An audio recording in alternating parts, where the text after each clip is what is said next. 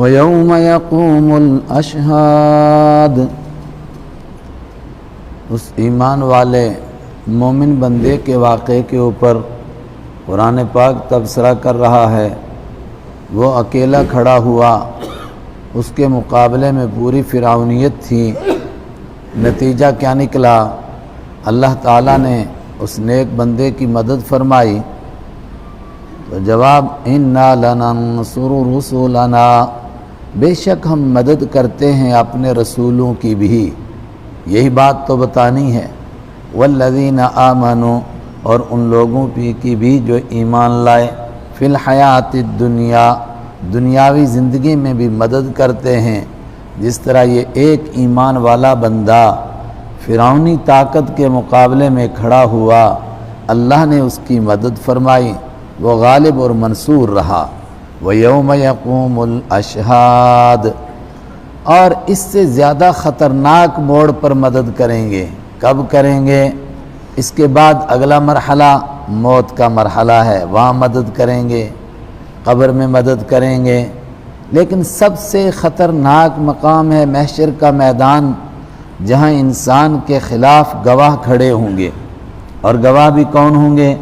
انبیاء کرام ہوں گے، اور انسان کا ریکارڈ ہوگا، اور فرشتے ہوں گے، اور وہ زمین ہوگی جہاں گناہ کیا ہوگا، اور انسان کے اپنے اعضاء کھڑے ہوں گے۔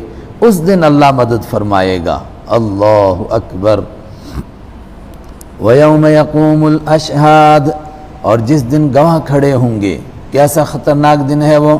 یوم لا ينفع الظالمین، جس دن نفع نہیں دے گی الظالمین، ظالموں کو، معذرتہم، ان کا عذر پیش کرنا، ان کی معذرت کرنا، وَلَهُمُ اللَّعْنَةُ، اور ان کے لیے لعنت ہوگی، وَلَهُمْ سُوءُ الدَّارِ، اور ان کے لیے آخرت کے گھر کی برائی ہوگی، یعنی ان کے لیے بدترین گھر ہوگا۔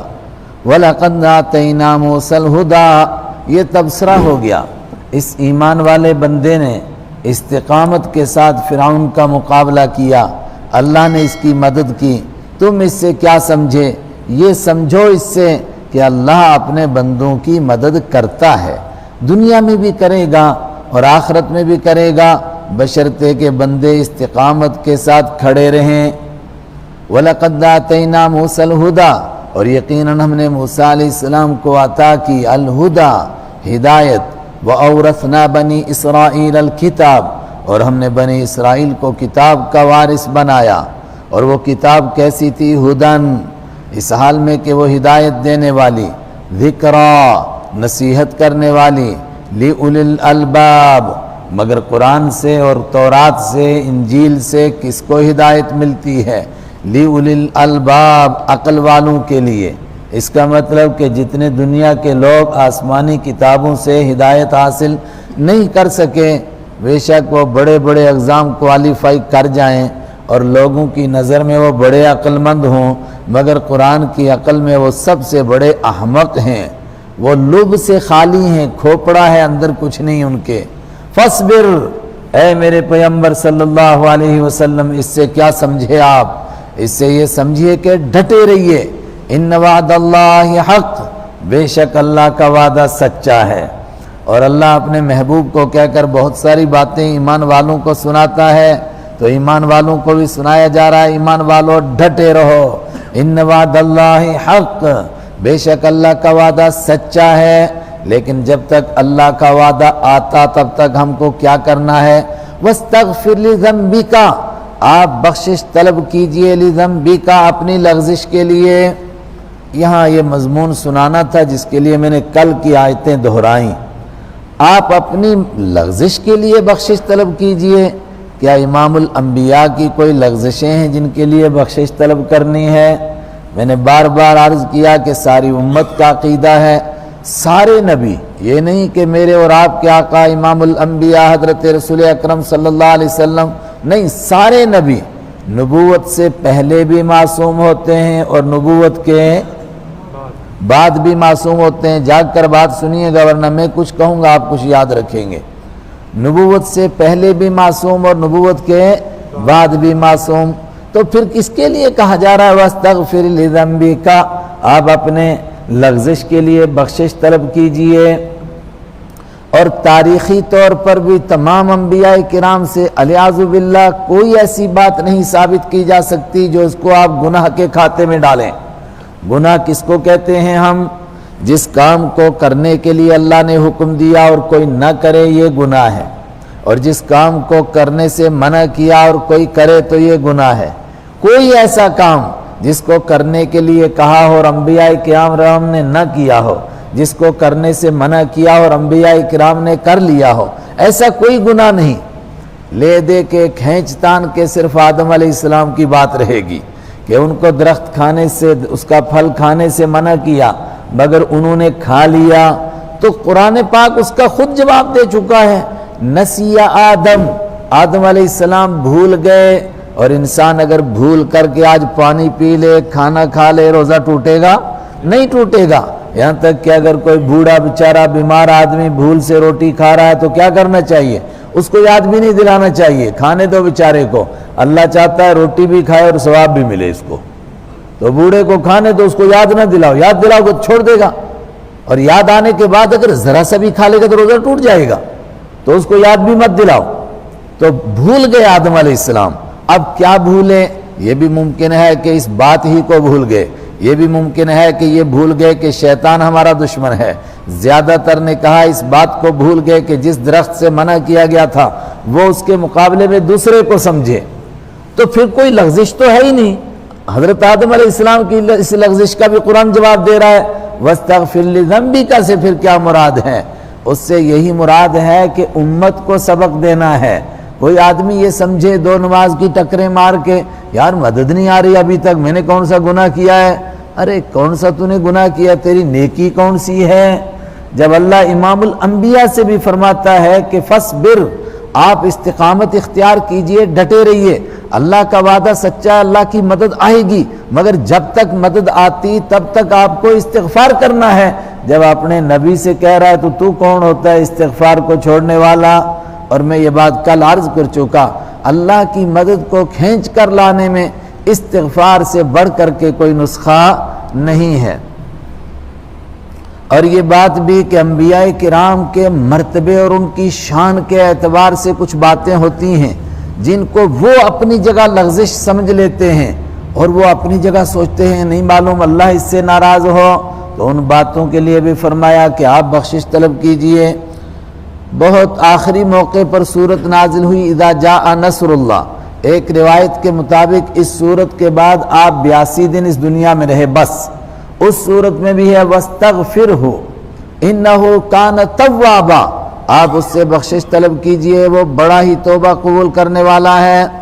میری اور آپ کی اور ساری امت کی ماں حضرت ام سلمہ رضی اللہ تعالیٰ عنہ فرماتی ہیں اس آیت کے اترنے کے بعد، اس سورت کے اترنے کے بعد ایسا لگتا تھا کہ جیسے حضرت رسول پاک صلی اللہ علیہ وسلم کا ہم سے کوئی تعلق ہی نہیں ہے، ہر وقت اللہ کی طرف توجہ، ہر وقت تسبیح اور استغفار، اور بہت زیادہ کثرت سے جو آپ کے کلمات تھے، وہ کیا کثرت سے کلمات تھے آپ کے، سبحان اللہ و بحمدہ، سبحان اللہ العظیم، سبحانک اللہم و بحمدک، یہ جو ہم نماز میں پڑھتے ہیں یہ وَأَسْتَغْفِرُهُ، کثرت کے ساتھ آپ یہ دعا کرتے تھے استغفار کا، حالانکہ آپ کو استغفار کی ضرورت نہیں ہے، بتانا امت کو ہے، امت کو تعلیم دینا ہے، اور آپ کے مرتبے اور شان کے اعتبار سے وہ باتیں جن کو آپ لغزش سمجھتے تھے وہ کہہ سکتے ہیں ہم۔ وَاسْتَغْفِرْ لِذَنْبِكَ، آپ بخشش طلب کیجئے اپنی لغزش کے لیے۔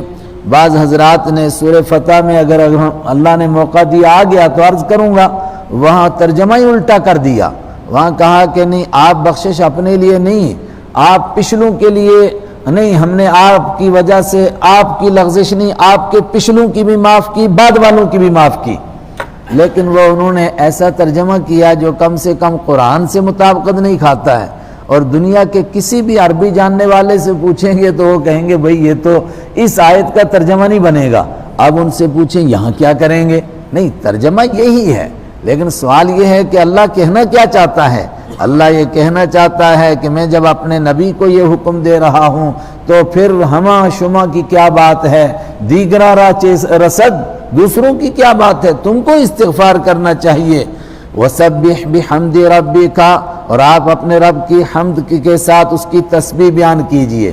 اس کے لیے اللہ کے رسول صلی اللہ علیہ وسلم نے 2 کلمات سکھائے، جس کے اوپر امام بخاری کی کتاب بخاری شریف ختم ہوئی۔ وہ کیا ہیں؟ کلمتان حبیبتان الی الرحمن، 2 کلمے ہیں اللہ کے نزدیک بڑے پسندیدہ ہیں، ثقیلتان فی المیزان، اور ترازو میں بڑے بھاری ہیں، خفیفتان علی اللسان، بولنے میں بہت آسان ہیں، اٹھتے بیٹھتے چلتے پھرتے پڑھتے رہو، کم سے کم 100 بار تو پڑھ ہی لو دن میں۔ کیا ہے وہ؟ سبحان اللہ و بحمدہ سبحان اللہ العظیم۔ رمضان کا مہینہ ہے، یہ کثرت سے پڑھیے، استغفار کثرت سے کیجئے، پھر دیکھیے اللہ کا وعدہ کس طرح پورا ہوتا ہے۔ کب کریں گے تسبیح؟ بالعشی، شام کو بھی، والابکار، اور صبح کو بھی۔ ان الذین یجادلون فی آیات اللہ، بے شک وہ لوگ جو اللہ کی آیتوں کے بارے میں جھگڑا کرتے ہیں۔ جھگڑا کرنے کا مطلب کہ آیتوں کا الٹا معنی لوگوں کو سمجھاتے ہیں، آیتوں کے بارے میں لوگوں کے دلوں میں کنفیوژن اور شک پیدا کرتے ہیں، لوگوں کو شک میں مبتلا کرتے ہیں۔ یار قرآن میں ایسی بات ہے تو پھر اس کا کیا مطلب ہے؟ اس کا مطلب یہ تو کوئی گڑبڑ بات ہے، بہت پھیلاتے ہیں۔ آج کل تو یہ ڈپارٹمنٹ بہت گرم ہے۔ ایک میرے پاس آیا، وہ کہنے لگا کہ دیکھو جی قرآن پاک نے کہا حضرت مریم کے لیے یا اخت ہارون، اے ہارون کی بہن، تو مریم کا کوئی بھائی ہارون تو تھا ہی نہیں، تو اس کا مطلب کہ یہ قرآن کی بات تو واقعے کے خلاف ہے۔ میں نے کہا مریم علیہ السلام کا کوئی بھائی ہارون نہیں تھا، آپ نے خواب میں دیکھا کہیں، یا آپ کے اوپر کوئی وحی نازل ہو گئی؟ کہنے لگے نہیں، مطلب یہ ہے کہ پرانی کتابوں میں نہیں ملتا ہے۔ میں نے کہا کون سی پرانی کتاب آپ مانتے ہو؟ کہنے لگا جی مثلا بائبل میں نہیں ملتا ہے۔ میں نے کہا کون سی بائبل؟ جس میں لوط علیہ السلام کو اپنی بیٹیوں کے ساتھ بدکاری کرتے ہوئے دکھایا گیا؟ کیا تیرا ضمیر مانتا ہے کہ یہ سچی کتاب ہے؟ اس کے کو پیش کر رہا ہے اللہ کی آیت کے مقابلے میں۔ اور خود رسول اکرم صلی اللہ علیہ وسلم اس کا ترجمہ کر چکے۔ آپ نے فرمایا کہ جو کوئی بڑا بزرگ ہوتا ہے، عربی کا محاورہ یہی ہے کہ لمبے عرصے تک لوگ انہی کا نام لیتے ہیں، فلاں کا بیٹا ہے، یہ بن لادن کمپنی ہے تو اسامہ کے باپ کا نام بن لادن تھوڑا تھا، تو کوئی 7ویں پشت میں جا کر کے لادن آتا ہے، مگر ان کا طریقہ ہے وہ پیچھے سے یوں ہی چلتا رہتا ہے۔ اسی طریقے سے بڑا کوئی بزرگ ہوتا ہے تو عورت کو کہتے ہیں فلاں کی بیٹی اور فلاں کی بہن، یہ تو ان کا طریقہ ہے۔ حضرت ابوبکر صدیق رضی اللہ تعالیٰ عنہ، بخاری کی روایت ہے، اپنی بیوی پر ایک دن مہمانوں کے بارے میں کچھ ناراض ہوئے تو ان کے خاندان کا نام لے کر کے کہا یا اخت فلاں، اور فلاں کی بہن، تو یہ حضرت ہارون کے خاندان کی تھی، تو ان کا نام لینے میں اگر قرآن نے کہا یا اخت ہارون تو تجھے کون سے پیٹ میں درد ہو گیا؟ یہ وہ لوگ ہیں جو قرآن کے بارے میں جھگڑا کرتے ہیں، کنفیوژن میں ڈالتے ہیں، لوگوں کو شک میں ڈالتے ہیں۔ بغیر سلطان نتاہم، بغیر کسی ایسے ثبوت کے جو ان کے پاس ہو۔ اگر کوئی ایویڈنس ہے، اگر کوئی ثبوت ہے، اگر کوئی دلیل ہے تو قرآن تو دلیل کو مان رہا ہے، پیش کرو کوئی دلیل۔ مگر 1450 سال گزر گئے، آج تک کسی آیت کے خلاف کوئی دلیل نہیں پیش کر سکا۔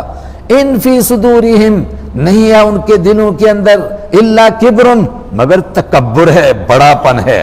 وہ قرآن کی صداقت کے آگے جھکنا نہیں چاہتے ہیں، مگر بڑا ہے نا، بڑا بننا چاہتے ہیں۔ تو بڑا بھی کون سا؟ ما ہم ببالغیہ، وہ بڑائی ہے جس تک یہ پہنچیں گے نہیں کبھی بھی، بڑا بننا چاہتے ہیں، وہ بڑائی ہے جس تک یہ کبھی پہنچے گے نہیں۔ کون سی بڑائی ہے؟ خود حدیث میں اس کی تفسیر آ چکی کہ مکہ کے کچھ کافر کہتے تھے کہ ہم پر اگر قرآن اترے اور پھر یہی باتیں ہم کو کہی جائے، لوگوں کو بتاؤ تو تب ہم مان جائیں گے کہ ہم پر قرآن اترے، ہم مکہ کے بڑے سیٹ ہم پر کیوں نہیں اترتا ہے؟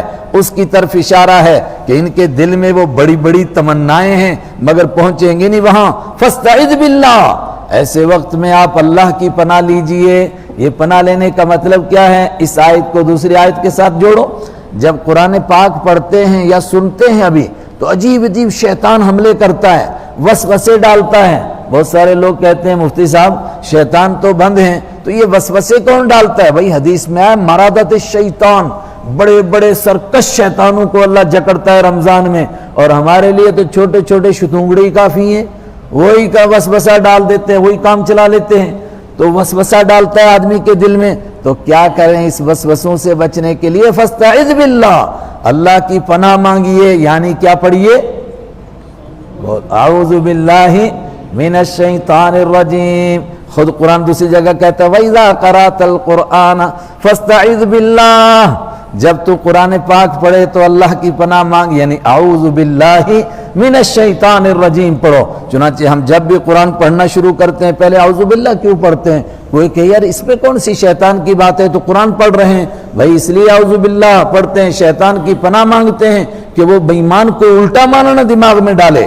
جب دماغ الٹا ہو جاتا ہے تو الٹی باتیں سنائی دیتی ہیں، الٹی باتیں سمجھ میں آتی ہیں، اور ہر دور میں رہی ہیں، اور اس دور میں بھی ہم نے اپنے استاد سے سنا ایک مولوی صاحب کا دماغ الٹا ہو گیا، وہ کہنے لگے بھائی تم کہتے ہو کہ خدا غیب کو جاننے والا ہے، خدا کے سامنے کوئی چیز غیب ہے ہی نہیں، یہ جملہ ہی غلط ہے، خدا سے کون سی بات چھپی ہوئی ہے؟ کہتے بڑے بڑے مولویوں نے سمجھایا، اس کو دماغ میں نہیں اترتی بات۔ وہ کہتا ہے یار خدا کے سامنے سب کچھ موجود ہے، حاضر ہے، پھر وہ عالم الغیب کیسے ہوگا؟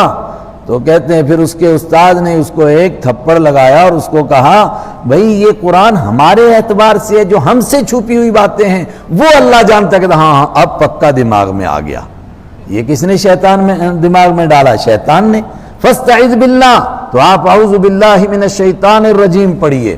اور بہت ساتھی شکایت کرتے ہیں، اور میرا خود کا بھی یہی حال ہے، جب بھی دماغ میں کوئی الٹی بات آئے تو فوراً اعوذ باللہ من الشیطان الرجیم پڑھو، پھر لا حول ولا قوت الا باللہ پڑھو، پھر اللہم آتی نفسی تقواہا وزکیہا انک خیر من زکاہا، یہ دعا پڑھو، بار بار پڑھتے رہو، اللہ تعالیٰ ان وسوسوں سے نجات دے دے گا۔ فاستعذ باللہ، آپ اللہ کی پناہ مان لیجئے، انہ السمیع البصیر، بے شک وہی سننے والا وہی دیکھنے والا ہے۔ لخلق السماوات والارض اکبر من خلق الناس، کون سے وسوسے ڈالتے تھے؟ قرآن کہتا تھا مرنے کے بعد دوبارہ زندہ ہوں گے، کہتے یار ہڈیاں گل گئیں، سڑ گئیں، ختم ہو گئیں، کیسے دوبارہ زندہ کریں گے؟ فوراً جواب لخلق السماوات، قسم بخدا ضرور بضرور آسمانوں کا پیدا کرنا، والارض اور زمین کا پیدا کرنا، اکبر من خلق الناس، لوگوں کے پیدا کرنے سے زیادہ بڑا ہے۔ تمہارا پیدا کرنا مشکل ہے، ساری کائنات کو تو اللہ پیدا کر گیا اور اس کو تم مانتے ہو، تو تمہارا پیدا کرنا کون سا مشکل ہے؟ وَلَكِنَّ أَكْثَرَ النَّاسِ لَا يَعْلَمُونَ، لیکن اکثر لوگ جانتے نہیں، اوپر سے خالی ہیں، عقل نہیں ہے، عقل سے کام نہیں لیتے ہیں۔ وَمَا يَسْتَوِي الْأَعْمَى وَالْبَصِيرُ، اور جو جانتے نہیں وہ ایسے ہیں جیسے اندھے، اور جو جانتے ہیں وہ ایسے ہیں جیسے دیکھنے والے، تو کیا دونوں برابر ہو سکتے ہیں؟ وَمَا يَسْتَوِي، اور نہیں برابر ہو سکتا ہے، الْأَعْمَى اندھا، وَالْبَصِيرُ اور دیکھنے والا برابر نہیں ہو سکتے، وَالَّذِينَ آمَنُوا اور نہیں جس طرح اندھا اور دیکھنے والا برابر نہیں ہو سکتے، اسی طرح وَالَّذِينَ آمَنُوا وہ لوگ جو ایمان لائے، وَعَمِلُوا الصَّالِحَاتِ اور جنہوں نے نیک عمل کیے، وَلَلْمُسِيءُ تو نہیں برابر ہو سکتے ہیں یہ المسیء اور گناہ کرنے والا، بدکاریاں کرنے والا، مسیء گندے کام کرنے والا، یہ دونوں کیسے برابر ہو جائیں گے؟ قلیلا ما تتذکرون، بہت کم ہی تم نصیحت حاصل کرتے ہو، سمجھتے نہیں، ورنہ تھوڑی سی عقل سے کام لیں تو جس کو وسوسے پیدا ہو رہے ہیں اور یہ عجیب خیالات آ رہے ہیں، کون ہے؟ یہ اندھا ہے، تو پھر دوسرا کون ہے؟ آنکھوں والا ہے۔ تو جس طرح یہ دونوں برابر نہیں، اسی طرح ایمان والا، نیک عمل کرنے والا اور بے ایمان اور گندے کام کرنے والا، یہ دونوں برابر ہو سکتے ہیں؟ نہیں ہوتے ہیں، مگر قلیلا ما تتذکرون، تم سمجھ ہی نہیں حاصل کرتے ہو، بہت کم ہی نصیحت حاصل کرتے ہو۔ سنو ان الساعۃ لآتیہ، تم کہتے ہو مرنے کے بعد دوبارہ زندہ نہیں ہو سکتے، قسم بخدا ضرور بضرور قیامت لآتیہ، ضرور بضرور آنے والی ہے، بار بار تاکید، ان الساعہ بے شک قیامت، لآتیہ ضرور بضرور آنے والی ہے، لا ریب فیہا اس میں کوئی شک نہیں، شک کی گنجائش ہی نہیں، ولیکن اکثر الناس لا یؤمنون لیکن اکثر لوگ ایمان نہیں لاتے ہیں، مانتے نہیں ہیں۔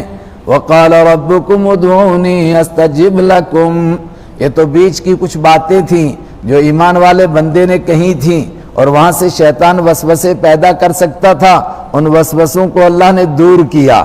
تو پھر بات واپس آ جائیے وہاں پر کہ ایمان والے بندے کی اللہ نے مدد کی. اس سے سمجھ میں آیا کہ اللہ اپنے بندوں کی رسولوں کی مدد کرتا ہے, ضرور بھی ضرور کرتا ہے. تو پھر ضرورت کس چیز کی ہے؟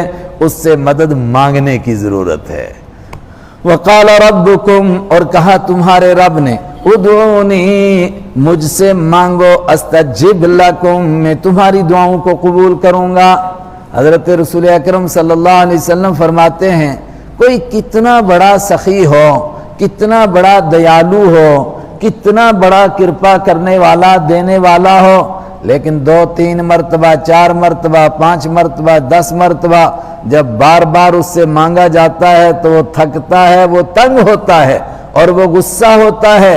لیکن تمہارا رب, ان ربکم, بے شک تمہارا رب, لیغضب, ضرور بھی ضرور غصہ ہوتا ہے ایسے بندے پر, علی من لا یدعوہ, جو اس سے دعائیں نہیں کرتا ہے. لوگ دعا ان سے مانگا جائے تو غصہ آتا ہے ان کو, اور اللہ کو اس بندے پر غصہ آتا ہے جو اس سے مانگتا نہیں ہے. وہ تو اللہ کہہ رہا ہے مانگو مجھ سے, کامیابی ملے گی. وقال ربکم, اور تمہارے رب نے کہا, ادعونی استجب لکم, مجھ سے مانگو میں تمہاری دعائیں قبول کروں گا. مگر دعائیں قبول کرنے کی کچھ شرطیں بھی ہیں. کیا شرطیں ہیں؟ سب سے پہلی بات یہ ہے کہ گناہ گار ہے تو گناہوں سے توبہ کر کے اس سے مانگے, اور توبہ کرنے کے لیے تیار ہو. توبہ کرنے کے لیے بالکل تیار نہیں ہے اور دعائیں مانگتا رہے تو کیسے بات بنے گی. دوسری بات کیا ہے؟ سارے اسباب دعا کے قبولیت کے موجود ہیں. مثلا سفر کی دعا قبول ہوتی ہے, اور مظلوم کی دعا تو ایسی ہے کہ اس کے اور اللہ کے بیچ میں کوئی پردہ نہیں. کسی فارسی والے نے کہا, بترس آہ مظلومہ, مظلوم کی بد دعا سے ڈرو, اس لیے کہ اس کی بد دعا میں اور عرش میں کوئی فاصلہ نہیں ہے, وہ عرش کو ہلا دیتی ہے. تو ایک آدمی مظلوم بھی ہے اور اس کے ساتھ میں مسافر بھی ہیں, اور مسافر بھی ہو اور مظلوم بھی ہو اور پراگندہ حال ہو, مطلب خراب حال ہے, کپڑے پھٹے ہوئے, پاؤں میں جوتا نہیں, سر پہ ٹوپی نہیں, یہ حالت ہے. پھر جب وہ اللہ کے سامنے سر جھکاتا ہے اور اس سے مانگتا ہے تو کیوں نہیں اس کی دعا قبول ہوگی. لیکن فرمایا اس کے باوجود ساری دعا کی قبولیت کے اسباب موجود ہیں, مگر بعض رکاوٹیں ہیں جن کی وجہ سے دعا قبول نہیں ہوتی. کون سی رکاوٹیں ہیں؟ خود اللہ کے حبیب فرماتے ہیں ایک رکاوٹ کیا ہے. ایک آدمی کے پاس ساری چیزیں موجود ہیں, یہ مظلوم بھی ہے, مسافر بھی ہے, پراگندہ حال بھی ہے, وَيَقُولُ يَا رَبِّ يَا رَبِّ, اور وہ کہتا ہے میرے رب, اے میرے رب, اے میرے رب, لیکن مشربہ حرام ومأکلہ حرام وملبسہ حرام فأنا یستجاب لہ, کپڑے پہن رکھے ہیں تو وہ بھی حرام کے, اور کھانا جو پیٹ میں کھایا وہ بھی حرام کا, اور جو پانی پیا وہ بھی حرام کا, کسی طور پر بھی کوئی حلال کی کمائی نہیں. فأنا یستجاب لہ, کہاں سے اس کی دعائیں قبول ہو جائیں گی؟ ان اسباب پر ہم کو غور کرنا چاہیے جو دعاؤں کی قبولیت میں رکاوٹ ڈال دیتے ہیں. کتنی مرتبہ دعائیں کی گئیں, امام کعبہ نے دعائیں کی اور قنوت نازلہ پڑھی, مگر ظاہری طور پر اثرات نہیں مرتب ہوئے. تو پھر ہم کو غور کرنا چاہیے کہ کوئی مسئلہ تو نہیں بیچ میں رکاوٹ بنا ہوا دعاؤں کی قبولیت میں. ایک اور بات بھی سمجھنا ضروری ہے کہ دعا کی قبولیت کا مطلب کیا ہے. ایک یہ بھی مطلب ہے کہ آدمی جو مانگ رہا ہے وہی مل جائے, اور یہ بھی مطلب ہے کہ جو مانگ رہا ہے وہ اس کے لیے مناسب نہیں ہے. ایک آدمی دعا کر رہا ہے کہ خدایا میں آگ میں چھلانگ لگانا چاہتا ہوں, یہ کوئی مناسب ہے؟ یہ تو اس کے لیے مناسب نہیں ہے. تو اس کو وہ چیز دی جاتی ہے اس کے بدلے میں جو اس کے لیے مناسب ہے. اور تیسری دعا کی قبولیت کا یہ بھی مطلب ہے کہ کچھ ایسی چیزیں مانگتا ہے آدمی اللہ سے جو اللہ کی تقدیر میں ابھی ان کا وجود مناسب نہیں ہے. مثلا صحابہ مکہ میں مانگ رہے تھے اللہ فتح عطا فرما دے, لیکن مکہ میں ابھی وقت نہیں آیا تھا. فرمایا اس بیر ابھی صبر کرو, مدینہ پہنچو. جب مدینہ جاؤ گے 2 سال گزریں گے, پھر جمعے کا دن آئے گا, رمضان کا مہینہ ہوگا, بدر کا میدان ہوگا, پھر تم اس دعا کا نظارہ دیکھ لو گے. تو دعا کی قبولیت کا ابھی وقت نہیں آیا ہوتا ہے, اس لیے ظاہری طور پر لگتا ہے کہ دعا قبول نہیں ہوئی. حضرت ابراہیم علیہ السلام نے خانہ کعبہ بنایا اور کیسے درد کے ساتھ دعا کی, ایسا لگتا ہے کہ کعبہ بنا کر کے اس کی چوکھٹ پر سر رکھ دیا اور عرض کیا پروردگار بیت اللہ بن گیا, اب رسول اللہ کو بھیج دے. لیکن یہ دعا قبول ہونے میں کتنا وقت لگا؟ کم سے کم جو تاریخ ہے اس میں بھی 2300 سال لگے۔ دعا کے قبول ہونے میں کتنا وقت لگا بھائی؟ 2300 سال لگے۔ وہ دعا کی سورہ بقرہ میں ربنا وابعث فیہم رسولا منہم یتلو علیہم آیاتک، یہ ابراہیم علیہ السلام کی دعا پہلے پارے کے آخر میں۔ پھر یہ دعا کب قبول ہوئی؟ دوسرے پارے کے شروع میں، کما ارسلنا فیکم رسولا منکم یتلو علیکم آیاتنا۔ مگر یہ تو ایسا لگ رہا ہے ایک ورقہ آپ نے ادھر پلٹا دعا قبول ہو گئی، مگر بیچ کا زمانہ تو گزرو 2300 سال گزر گئے، 2500 سال کے قریب، ورنہ بعض تو کہتے 5000 سال۔ یہ تو موٹی تاریخ جو عام طور پر لکھی جاتی ہے، میں نے اس کے حوالے سے کہا 2300 سال بیچ میں گزرے تب جا کر کے دعا قبول ہوئی۔ اور ایسی دعائیں جو انسان کی زندگی میں نہیں قبول ہوتی ہیں لیکن اللہ کے ان کے لیے وقت متعین ہے کب قبول ہوں گی، فرمایا یہ اس کے لیے آخرت میں ذخیرہ ہوتی ہیں، اور قیامت کے دن جب آدمی اٹھے گا اور اس کی دعاؤں کی وجہ سے اس کو اتنا ثواب ملے گا جو وہ سوچ بھی نہیں سکتا تھا، اس پر وہ تمنا کرے گا اے کاش میری ساری دعائیں دنیا میں نہ قبول ہوئی ہوتی، یہاں قبول ہوتی تو یہ مزہ آ جاتا آج۔ اللہ اکبر۔ ایک بڑی اہم بات ہے اس دعا کے ساتھ، اس کو توجہ سے سننا ہے۔ وقال ربکم ادعونی استجب لکم، وقال ربکم ادعونی، اور تمہارے رب نے کہا مجھ سے مانگو، استجب لکم، میں تمہاری دعاؤں کو قبول کروں گا۔ ایک ہی آیت ہے، دیکھتے رہیے ادھر، ابھی آیت چل رہی ہے، ختم نہیں ہوئی، مگر آگے ان الذین یستکبرون عن عبادتی، بے شک وہ لوگ جو اکڑتے ہیں میری عبادت سے۔ بات چلی تھی دعا کی، پہنچی کہاں؟ بولو، عبادت پر پہنچی۔ کہنا چاہیے تھا بے شک جو مجھ سے دعا مانگتے نہیں بلکہ اکڑتے ہیں، سیدخلون جہنم، وہ ضرور داخل ہوں گے جہنم داخرین، اس حال میں کہ وہ ذلیل ہوں گے۔ لیکن آگے دعا نہیں کہا، آگے کیا کہا؟ عبادت۔ کیا کہنا چاہتے ہیں؟ کہ دعا عبادت ہے۔ تم دعا کو سمجھتے ہو یہ الگ چیز ہے اور عبادت الگ چیز ہے، نہیں، دعا ہی عبادت ہے اور عبادت بھی دعا ہے۔ اور جس عبادت میں دعا نہ ہو وہ عبادت بے مغز ہوتی ہے۔ کیسے؟ پہلے تو اللہ کے حبیب کی سنو، آپ نے کیا تفسیر فرمائی؟ رسول پاک صلی اللہ علیہ وسلم کی 2 حدیثیں یاد رکھو۔ آپ صلی اللہ علیہ وسلم نے فرمایا ان الدعاء هو العبادہ، سنو، دعا ہی اصل عبادت ہے، دعا ہی ان الدعاء هو العبادہ، بڑی تاکید ہے، اس کا معنی ہوا دعا ہی اصل عبادت ہے۔ اور دوسری حدیث الدعاء مخ العبادہ، دعا پوری عبادت کا مغز ہے، پوری عبادت کا مغز ہے، اس کا دماغ ہے۔ اس کا مطلب دعا تو اصل چیز ہے، دعا اصل عبادت ہے۔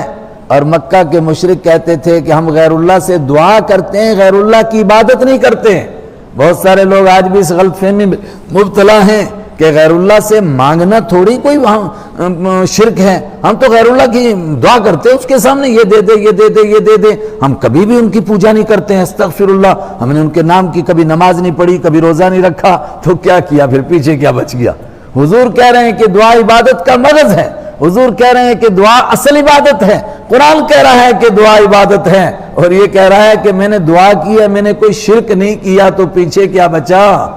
ان الذین یستکبرون عن عبادتی، بے شک وہ لوگ جو اکڑتے ہیں میری عبادت کے مقابلے میں، سیدخلون جہنم داخرین، ان قریب وہ ضرور داخل ہوں گے جہنم میں ذلیل ہو کر کے۔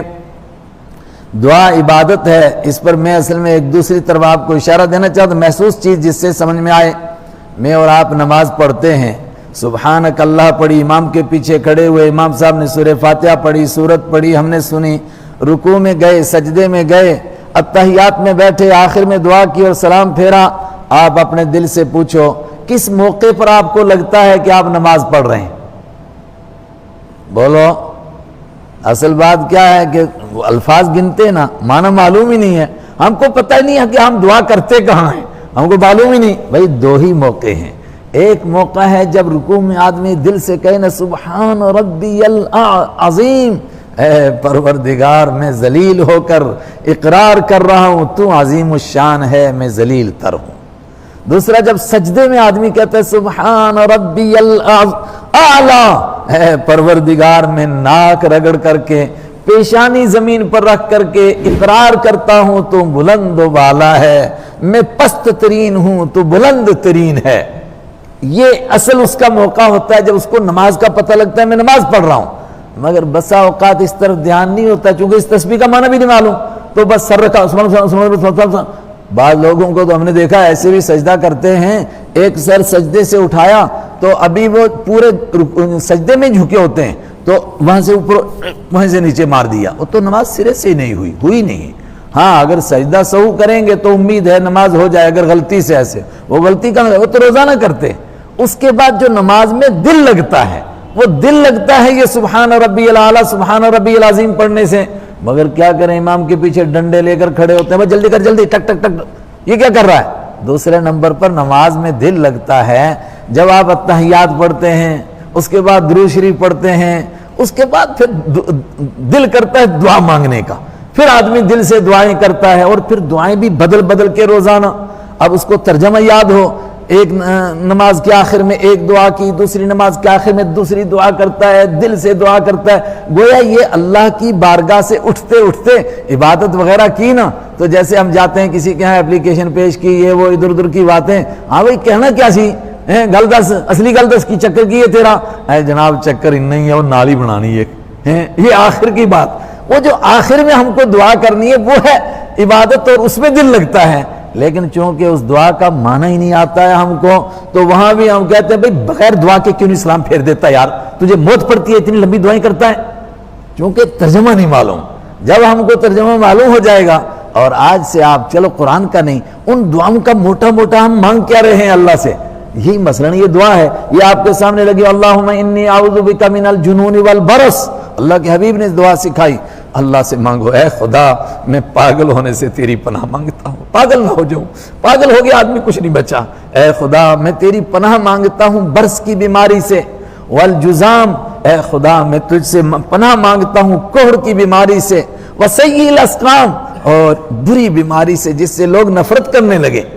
کل جمعے کو میں نے سنا ہے کیا نفرت کا دور ہے کہ گیٹ پر پھینک کر کے لوگ واپس بھاگتے ہیں، کوئی کسی کو سلام نہیں کر رہا ہے۔ ایک غیر ایمان والے نے مجھے کہا مولوی صاحب کبھی کبھی میں نے آپ سے سنا تھا کہ محشر میں لوگ ایک دوسرے سے بھاگیں گے، کہوں گا میں تو ادھر ہی دیکھ رہا ہوں بھاگتے ہوئے۔ اس نے کہا میری قریبی رشتہ دار بیمار ہوئی، سارے گھر والے بھاگے، کہتا مشکل سے میں ہمت کر کے آیا، کچھ باتیں سنی تھی آپ، میں نے کہا مان لو آپ اس کو، آئے ہائے۔ تو یہ دعا جب آدمی دل سے کرے گا پھر اس کو لگے گا عبادت ہو رہی ہے، بات لمبی ہو جائے گی۔ نماز کے بعد جو دعا ہوتی ہے نا، جو امام صاحب دعا کرتے ہیں اور ہم کہتے ہیں آمین، یہ دعا نہیں ہے حدیث سے ثابت، سچ بات یہی ہے، رسول پاک صلی اللہ علیہ وسلم نے چند مرتبہ کی ہے، التزام کے ساتھ ہر نماز کے بعد دعا کی حضور نے بالکل ثابت نہیں ہے، کیونکہ نمازی اور امام کا تعلق صرف سلام پھیرنے تک ہے، بالکل ہم کو اس کا اعتراف ہے، ہم نہیں اس کو کہتے یہ لازم ہے، فرض ہے، واجب ہے، سنت ہے، مستحب ہے، مگر یہ دعا کیوں کرتے ہیں ہمارے بزرگ؟ کیونکہ عربی لوگ جانتے نہیں تھے، پوری نماز میں سلام پھیر دیا، پتہ چلا ہی نہیں ہم نے پڑھا کیا ہے۔ حضرت تھانوی رحمۃ اللہ نے لکھا ہے میرے ساتھ ایک آدمی حج کرنے کے لیے گیا تو دیکھا کہ امام نے قرآن پڑھا تو پورے عرب روتے ہیں پیچھے، ہچکیاں لگ گئی لوگوں کی قرآن پاک سن کر کے، کہتا اب اس کو کچھ سمجھ میں نہیں آیا تو اس نے کیا شروع کر دیا، اس نے نماز میں فارسی کی ایک مناجات شروع کر دی، بادشاہ جرم مارا درگزار ماں گناہگاریں تو امرزگار، تو اس کو وہ سمجھ میں نہیں آ رہا کیا کہہ رہے، تو اس پر وہ کیفیت طاری ہو گئی، یہ دعا مانگنے لگ گیا، وہ بعد میں کہا تیری تو نماز ہی ٹوٹ گئی بھائی، اب دوبارہ پڑھیے کیا کیا تو نے، وہ تو عربی سمجھتے تھے اس لیے وہ رو رہے تھے۔ تو یہ دعا بزرگوں نے رکھی کہ سلام پھیرنے کے بعد کچھ درد کے ساتھ امام صاحب دعائیں کریں اور لوگ پیچھے سے آمین کہہ دیں، لیکن اکثر امام صاحب بھی عربی دعائی پڑھ دیتے ہیں اور کچھ امام صاحب دعا پڑھتے ہی نہیں، سچ میں بالکل اس کا گواہ ہوں، ان کو خود نہیں پتا ہوتا ہم کیا دعا مانگ رہے ہیں۔ مثلا قرآن پاک میں ایک دعا ہے، ایک نبی نے دعا مانگی، اے خدا میرا اور اس قوم کا اب آخری فیصلہ کر دے، ان کا بیڑا غرق کر اور مجھے بچا دے۔ ایک امام کو دیکھا میں نے وہی دعا مانگ رہا تھا، مقتدی بڑے شوق سے کہہ رہے تھے آمین، اے خدا جلدی کر ہمارا بیڑا غرق۔ اب پتہ ہی نہیں بیچاروں کو کیا دعا مانگی جا رہی ہے۔ تو امام کو کیا تھا کہ وہ مقامی زبان میں درد کے ساتھ دو چار جملے دعا کے کہہ دیں اور لوگ پیچھے سے درد سے آمین کہیں اور ان کو لگے ہم نماز پڑھ کے آئے ہیں۔ اب یہ مزاج کی بھی بات ہوتی ہے، وادی کراس کر لیجئے نا آپ ٹنڈل پار، جب تک آنسو نہ نکلے کسی کو تو اس کو لگتا کچھ ہوا ہی نہیں، اب جس مولوی نے کوئی ایسی بات کہی کہ ایک آنسو نکلا، دعا ہوئی، کہتے ہیں یہ ہے نا آج لگتا ہے یہ شو مولوی صاحب، یہ لگتا ہے کہ اس نے خاص آج کوئی عبادت کی ہے۔ اصل بات یہی تھی۔ اس کے بعد لیکن وہ کبھی کبھی ہو جانی چاہیے، چونکہ کیفیت بھی ہمیشہ برابر نہیں ہوتی ہے آدمی کی، اور روزانہ کریں گے تو آدمی کو لگے گا کہ التزام ہے، یعنی لوگ سمجھیں گے کہ یہ فرض ہے یہ دعا۔ بہت سارے لوگ کیا کرتے ہیں پیچھے، ان کو بڑا ضروری کام ہوتا ہے، وہ پیچھے اب جانی وہ سوچتے سلام تو پھر دیا، دعا ہوئی نہیں، تو وہ کہتے ہیں امام صاحب آمین، پیچھے سے ڈھانٹتے امام، وہ جلدی کرنا دعا یار مجھے کام پہ جانا ہے، اور تو امام کرتا ہے اللہم انت السلام منک السلام، وہ کہتے ہیں اچھا ٹھیک ہے۔ اور یو پی میں تھا، وہاں بھی یہی حال ہے، ایک بندے کو کہیں جانا تھا، کسائی تھا بیچارہ، اس نے بکرا ذبح کرنا تھا، تو امام نے لمبی دعا کر دی، کہتا ہے کرتا جا تو بھی ادھر ہی بیٹھ تو بھی، اور تیری دعا بھی میں تو یہ جا رہا ہوں، بھائی مجھے کام ہے تو اتنی لمبی دعا کر رہا ہے، بھائی یہ کوئی فرض تھوڑی ہے تیرے لیے، تو جا اپنے کام پر سلام پھر گیا، تیرا تعلق ختم۔ لیکن یہ دعا کس لیے تھی کہ انسان کا تعلق جڑے اللہ کے ساتھ۔ نماز تو پوری پڑھ لی لیکن آدمی کا تعلق اللہ کے ساتھ نہیں جڑا۔ بات لمبی ہوگی لیکن بڑی اہم تھی یہ۔ اور نماز میں دو چیزیں ہیں، ایک ہے انسان کا اللہ کے ساتھ تعلق جڑے، اور دوسرا ہے اس کی ظاہری موٹی ایٹیٹیوڈ، جو ظاہری طور پر ایکشن اس کا ہم کو نظر آتا ہے۔ یہ تو صرف نماز کا ایک ڈھانچہ ہے، چونکہ سب کا تعلق اللہ سے جڑ نہیں رہا ہے، وہ نماز نصیب نہیں ہو رہی ہے جس میں حضرت علی کے تیر نکالے جا رہے تھے، اس لیے ہم ظاہری ان شکلوں پر لڑتے ہیں۔ ایک کہتا تو نے یوں کیوں کھڑا ہوا، دوسرا کہتا تو یوں کیوں کھڑا ہوا۔ انہوں نے کہا یار یہ کھڑے ہونا تو اصل دعا نہیں، اصل تو اللہ سے تعلق کہتا ہے، وہ میرا بھی نہیں جڑا تیرا بھی نہیں جڑا، اس لیے اسی پر جھگڑا کافی ہے۔ اللہ ہم کو سمجھ عطا فرمائے۔ ان الذين يستكبرون عن عبادتي، بے شک وہ لوگ جو کرتے ہیں میری عبادت کے مقابلے میں ضرور بضرور داخل ہوں گے جہنم میں داخرین ذلیل ہو کر۔ اللہ الذي، اللہ وہ ہے جعل لكم الليل، اب یہاں سے آخر تک اللہ کی توحید مگر اس کا نشانیوں کے ساتھ تعارف۔ کون ہے اللہ؟ الذی جعل لکم اللیل، جس نے بنایا تمہارے لیے اللیل، رات کو، لتسکنوا فیہ، تاکہ تم اس میں آرام کرو، والنہار مبصرا، اور دن کو تمہارے لیے روشن بنایا، روشنی والا بنایا تاکہ تم دیکھو، کام کرو، دوڑ بھاگ کرو۔ ان اللہ لذو فضل، بے شک اللہ تعالیٰ بڑے فضل والا ہے، علی الناس، لوگوں پر، ولکن اکثر الناس لا یشکرون، لیکن اکثر لوگ شکر نہیں کرتے ہیں۔ توجہ نہیں دی آپ نے، بات چلی تھی دعا کی تو اچانک آیا کہ اللہ نے یہ کرم کیے، اشارہ کیا ہے؟ اور تو مانگے گا تو تجھے نہیں ملے گا کیا؟ تجھے تو بے مانگے اللہ نے کتنا دیا ہے، رات دیا، دن دیا، رات دی، کیا کیا اس نے دیا، وہ بڑا کرم کرنے والا، مگر تم ہی شکر نہیں کرتے ہو۔ جب یہ بے مانگے اس نے دیا ہے تو تم مانگے گا تو نہیں ملے گا کیا؟ ذالکم اللہ، وہ اللہ ربکم، تمہارا رب ہے، نظر نہیں آ رہا ہے اللہ، لیکن یہ اس کی صفتیں ہیں نا، جب تم سوچو گے تو لگے گا اللہ ہمارے سامنے، خالق کل شیء، ہر چیز کو پیدا کرنے والا، لا الہ الا ہو، کوئی معبود نہیں اس کے سوا، فانا تؤفکون، تو تم کو کہاں پھیرا جا رہا ہے؟ اللہ تو یہ ہے تمہارا، یہ رات اور دن کا بنانے والا، یہ دعائیں سننے والا، یہ تمہاری شکلیں بنانے والا، پھر تم کو کدھر پھیرا جا رہا ہے؟ کوئی کہیں گھماتا ہے لے کے تمہیں، کوئی کہیں گھماتا ہے، تم اپنی عقل سے کام کیوں نہیں لیتے؟ اپنی لگام دوسروں کے ہاتھ میں کیوں دیتے ہو؟ کذالک، اسی طرح یوفک، پھیرا جاتا ہے، الذین کانوا بآیات اللہ یجحدون، جو اللہ تعالیٰ کی آیتوں کا انکار کرتے ہیں، مطلب جو اللہ کو نہیں مانتے وہ سب کو مانتے ہیں، ان کو پھر جو اللہ کے در پر نہیں جھکتے وہ چونٹیوں کے آگے جھکتے ہیں، وہ سانپوں کو پوجتے ہیں، وہ بندروں کو عبادت کرتے ہیں، وہ چوہوں کی عبادت کرتے ہیں، پتہ نہیں کس کس کی عبادت کرتے ہیں، کوئی مخلوق نہیں چھوڑتے جس کی عبادت نہیں کرتے، یہ ان کو سزا ملتی ہے۔ کذالک، اسی طرح یوفکو، پھیرے جاتے ہیں، الذین کانوا بآیات اللہ یجحدون، جو اللہ کی آیتوں کا انکار کرتے ہیں، ان کی لگام نہیں رہتی، پھر ان کو لے کے لوگ گھومتے رہتے ہیں، کوئی کہیں ماتھا ٹکواتا ہے، کوئی کہیں ٹکواتا ہے۔ کون ہے اللہ؟ پھر سنو، اللہ الذی، اللہ وہ ہے، جعل لکم الارض قرارا، جس نے زمین کو تمہارے لیے بسنے کی چیز بنایا، ٹھہرنے کی چیز بنایا، والسماء بناء، جس نے آسمان کو تمہارے لیے چھت بنایا، وصورکم، اور جس نے تمہاری صورتیں بنائیں، فاحسن صورکم، تو کتنی ہی اچھی صورتیں بنائیں۔ کبھی توجہ دے آدمی اس کے اوپر. کیا کائنات میں کسی چیز کی ایسی صورت ہے؟ پرندے دو پروں پر دو ٹانگوں پر کھڑے، اور جانور کوئی دو ٹانگوں پر اور کوئی چار ٹانگوں پر کھڑے اور کیسے جھکے ہوئے. اور انسان کو اللہ نے کیا شکل دی، کیا صورت دی، کیا کیا وہ کام کر سکتا ہے انسان کائنات میں کوئی دوسرا کر سکتا ہے؟ جتنے باقی حیوان ہیں ان کی زبان ٹکرانے سے آواز تو نکلتی ہے، مگر اس کے باوجود الفاظ نہیں بنتے، معنی والی کوئی چیز نہیں بنتی ہے. اس نے تمہاری شکلیں بنائی، کتنی خوبصورت شکلیں بنائی. اور سنو، رزقکم من الطیبات، اور پاک چیزوں کو تمہاری غذا بنائی. آئے ہائے، گٹر کے کیڑوں کی غذا کیا ہے؟ پاخانہ. خنزیر کی غذا کیا ہے؟ پاخانہ. گند کھاتا رہے، تمہاری غذا گند نہیں بنائی، تمہاری غذا پاک چیزیں بنائی، بہترین چیزیں بنائی. او لوگو تم کہاں گھوم رہے ہو؟ ذالکم اللہ ربکم، تم سے کہتا ہوں وہ اللہ تمہارا رب ہے، وہ اللہ. وہ تو اشارہ کیا جاتا ہے، اللہ کی طرف اشارہ نہیں کر سکتے، اللہ نظر تو نہیں آ رہا ہے. مطلب یہ اس کے کام دیکھو نا، یہ کام دیکھ کر ایسا لگتا ہے کہ اللہ ہمارے سامنے کھڑا ہے. تبھی تو ہم کہتے ہیں ایاک نعبد، تیری عبادت کرتے ہیں، اس کی نہیں تیری.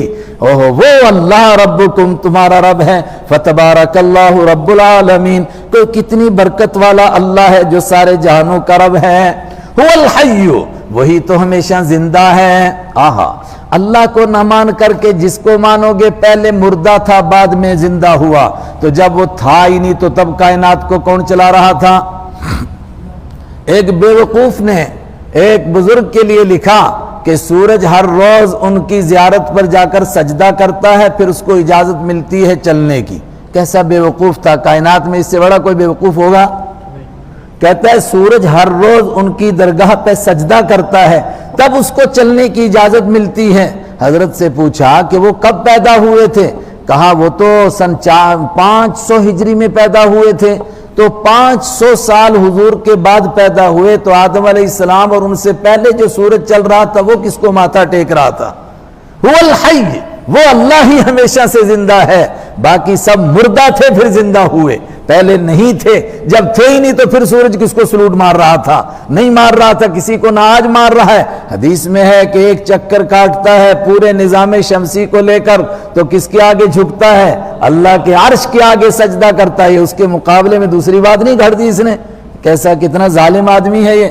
ہائے ہائے، وہ اللہ ربکم تمہارا رب ہے. هو الحی، وہی زندہ ہے. لا، زندہ ہے اور زندہ رہے گا، یہ معنی بھی ہمیشہ سے زندہ، اس کی اپنی زندگی ہے. ہماری کیا ہے؟ عمر دراز مانگ کر لائے تھے 4 دن، ارے 4 کہاں ہیں، 2 ہی دن ہیں. 2 بھی نہیں، ایک ہی ہے. یہ آج ہے، اس کے بعد کل ہے. هو الحی، وہی زندہ ہے، زندہ تھا، زندہ ہے اور زندہ رہے گا. جو اپنے آپ کو مرنے سے نہیں بچا سکا وہ دوسرے کا خدا ہو سکتا ہے؟ وہی جب اپنے آپ کوئی موت سے نہیں بچا سکتا ہے. لا الہ، نہیں ہے کوئی عبادت کے لائق الا ہو، بس وہی ہے. اب آجو پچھلی بات پر جو پچھلی صورت میں تھی، کیا؟ مخلصین لہ الدین، عبادت کرو اللہ کی، مگر کیسی عبادت کو؟ اللہ کے لیے خالص کر کے. یہ دیکھو نا، صورتوں کے ساتھ جڑی ہوئی، جو مضمون وہاں تھا وہ یہاں پورا کیا جا رہا ہے. فَدْعُوهُ، تو تم دعا کرو اس سے، مگر کیسے کرو؟ مخلصین لہ الدین، عبادت کو اللہ کے لیے خالص کر کے. سب سے کٹ جاؤ، اللہ سے جڑ جاؤ، سب سے مایوس ہو جاؤ، تب اللہ سے دعا کرو. اب تمہیں ہے نہیں، یہاں سے بھی ہو جائے گا، وہاں سے بھی ہو جائے گا، وہاں سے بھی ہو جائے گا. وہ کہتے ہیں یار چلو مولوی سے دعا بھی کر دو، شاید ادھر سے بھی ہو جائے، ہو سکتا ہے دعا سے. مولوی نے کہا نہیں خود ہی دعا کرو. اچھا کر لو یار دعا تھوڑی سی، شاید دعا سے بھی ہو جائے. نہیں، یہ دعا کبھی قبول نہیں ہوگی. وہ یاد ہے نا، وہ جو حجاج نے کہا تھا ایک اندھے کو جو دعا مانگ رہا تھا، اس نے کہا گلا کاٹ دوں گا اگر تجھے آنکھیں نہ ملی. اب اس نے بہت رو رو کے دعائیں کی، آنکھیں مل گئیں. اس نے کہا جیسے تو مانگ رہا تھا ایسے تو قیامت تک بھی نہ ملتی. اب گلے کٹنے کے ڈر سے تو نے جو مانگی نا، تیری دعا دیکھ کیسے قبول ہوئی. جب سب سے کٹ کر اللہ سے مانگیں گے، مخلصین، خالص کر کے لہو، اس کے لیے، الدین، عبادت کو. الحمدللہ، تمام تعریفیں اللہ کے لیے، رب العالمین، جو جہانوں کا پروردگار ہے. آہا، اقبال نے بعض دفعہ بڑی اچھی باتیں، اگرچہ بت ہیں جماعت کی آستینوں میں، مگر مجھے ہے حکم اذاں لا الہ الا اللہ. کہا کرو اللہ کی عبادت مخلصین لہ الدین. اور اگر نہیں مانتے، فرمایا قل، تو آپ کہہ دیجئے انی نہیتو، بے شک مجھ کو منع کر دیا گیا ہے، ان اعبدا، کہ میں عبادت کروں الذین ان ہستیوں کی تدعون من دون اللہ جن کو تم پکارتے ہو اللہ کو چھوڑ کر کے، نہیں تم مخلص ہو کر اللہ کی عبادت کرتے اس سے دعائیں کرتے، نہ کرو، مگر مجھ کو تو منع کر دیا ہے۔ الذین تدعون جن سے تم دعائیں کرتے ہو من دون اللہ اللہ کے سوا میں ان کی عبادت نہیں کر سکتا ہوں۔ لما جانی البینات جبکہ میرے پاس صاف دلیلیں آ چکی ہیں، نشانیاں آ چکی ہیں میرے ربی میرے رب کی طرف سے۔ اس آیت پر بھی غور کرو، انی نہیتو مجھ کو منع کیا گیا ان اعبدا کہ میں عبادت کروں الذین ان ہستیوں کی تدعون کہنا چاہیے تھا جن کی تم عبادت کرتے ہو، عبادت نہیں کہا، کیا کہا؟ تدعون جن کے سامنے تم بولو دعائیں کرتے ہو، جن سے تم دعائیں کرتے ہو میں ان کی عبادت۔ معلوم ہوا کہ عبادت اور دعا دونوں ایک ہے، کبھی پہلے دعا بعد میں عبادت، کبھی بعد میں عبادت پہلے دعا۔ اللہ اکبر۔ لما جاءنی البینات جبکہ میرے پاس اللہ کی طرف سے واضح احکام آ چکے ہیں میرے ربی میرے رب کی طرف سے، وامرت اور مجھے حکم مل چکا ہے ان اسلم لرب العالمین کہ میں جھک جاؤں لرب العالمین جہانوں کے رب کے سامنے، جہانوں کے پروردگار کے لیے۔ هو الذی خلقکم وہی تو ہے جس نے پیدا کیا تم کو من تراب کس سے پیدا کیا؟ تراب مٹی سے، ثم من نطفہ پھر پیدا کیا تم کو ایک قطرہ ناپاک سے، ثم من علقہ پھر پیدا کیا تم کو ایک چپک جانے والے گوشت سے، ثم یخرجکم پھر وہ نکالتا ہے تم کو طفلا اس حال میں کہ تم پورے بچے بن جاتے ہو، ثم پھر بچہ بننے کے بعد وہ تم کو زندہ رکھتا ہے لتبلغوا اشدکم تاکہ تم پہنچو اپنی جوانی کو، اور پھر جوانی میں بھی زندہ رکھا، ثم لتکونوا شیوخا پھر اس نے زندہ رکھا تم کو تاکہ تم ہو جو شیوخا بڈھے۔ یہ کون کر رہا ہے سارے کام؟ اللہ کر رہا ہے، یہ ہے اللہ۔ اور تمہیں پیدا کیا مٹی سے یعنی تمہارے باپ آدم علیہ السلام کو، تم کو پیدا کیا نطفہ سے، اور پھر نطفہ کا کیا بنا؟ علاقہ چپکنے والا گوشت۔ پھر کیا ہوا؟ اس گوشت کو کیسے کیسے مرحلوں سے گزرتا چلا گیا۔ انسان جو چیز بناتا ہے وہ مرحلوں سے گزرتی نہیں ہے، جس مرحلے پر چھوڑتا ہے وہیں پر کھڑی رہتی ہے۔ یہ انسان ہے، اس کا ظاہر کا پورا ڈھانچہ بدلتا رہتا ہے اس کی زندگی کے ساتھ ساتھ، ایک ایک زندگی کا دن آگے ہوتا ہے، اس کا ڈھانچہ بھی اسی طرح بدلتا رہتا ہے۔ بڑھاپے میں بے شک لمبا چھوٹا موٹا تو نہیں ہوتا، مگر اس کا سٹرکچر بدلتا ہے، اس کی شکل و صورت بیچارے کی بتاتی ہے کہ یہ بوڑھا ہو چکا ہے۔ اللہ اکبر، یہ اللہ ہے جس نے تم کو پیدا کیا ان مرحلوں سے گزار کر۔ پھر کیا ہوتا ہے؟ وَمِنْكُمْ مَنْ يُتَوَفَّى مِنْ قَبْلُ اور تم میں سے کچھ وہ ہیں جن کو وفات دی جاتی ہے من قبل اس سے پہلے۔ کس سے پہلے؟ ہو سکتا ہے علقہ بننے سے پہلے، ہو سکتا ہے مضغہ بننے سے پہلے، ہو سکتا ہے بچہ بننے سے پہلے، ہو سکتا ہے اشدہ جوان ہونے سے پہلے، ہو سکتا ہے بڈھا ہونے سے پہلے۔ جب چاہتا ہے موت دے دیتا ہے، کوئی انکار نہیں کر سکتا ہے۔ وَلِتَبْلُغُوا أَجَلًا مُّسَمًّى اور ان مرحلوں سے کیوں گزار رہا ہے؟ تاکہ تم پہنچو اپنی مقرر کی ہوئی مدت تک، اجل مسمى تک۔